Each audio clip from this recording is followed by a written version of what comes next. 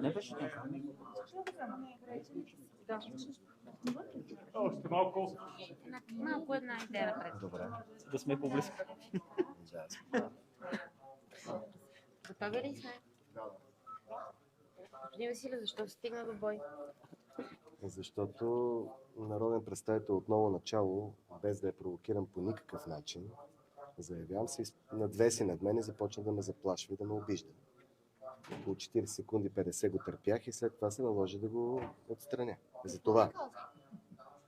Нелицеприятно е не за пред голяма аудитория. Каза ми такива малоазиатски думи, характерни за тази партия. Ама от нищото? От нищото, да. Най-вероятно е гледал мое интервю.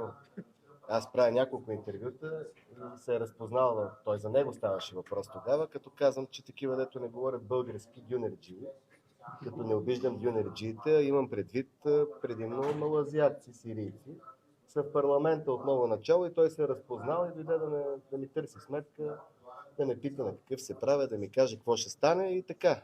Това стана и се наложи да го махне. Това е най-малкото, което трябваше. Даже добре, че десното не влезна, иначе щеше да спи още, сега чака да го буди. Добре, Ивайло Мирчев призова Други за въпроси? шамари и умруци. Ивайло Мирчев призова да раздава шамари и умруци. Вие заместихте ли го? Взехте ли Не, пример от него? ние сме били винаги хора на действието, знаете. Господин Мирчев може да призова каквото иска. Аз не помня до сега да има депутат или въобще такъв случай толкова нагъл, като на този човек една минута да ме заплашва отгоре Това на... подходящо държание ли е за Народното събрание, за институцията?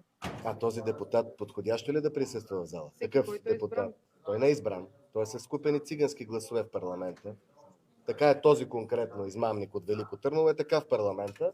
И всякакви методи вече срещу Пеевски и наглостта им са позволени. Получите ли санкция? Включително и физически. Не прекалено, напротив. Това те първа започваме. Те първа трябва да се бият и да се изхвърлят от парламента, като в някои други А ще републики. се водят ли дела? Ма какви дела, бе? Той нищо му няма. Той Получите ли санкции от ръководството на Народното? Не, защото бях нападнат. Бях нападнат. Нали видяхте? Този човек се опита той да ме удари Той първи. все пак Съответно аз бях... използваше думи, а вие Не, аз бях такива думи използваше, че гърдите му висяха над главата ми. Но вие раздадохте първия ритник в това Народно събрание. Как се чувствате в момента? О, чудесно се чувствам. То със здравия си крак го раздадох, че левия ми е контузен. Чудесно се чувствам. На такива тумбаци, като този мошенник, такива ритници се раздават. Това нормално Други... поведение? Абсолютно нормално поведение. Това е бъдещето. Възпитано. Благодаря ви. На хора, които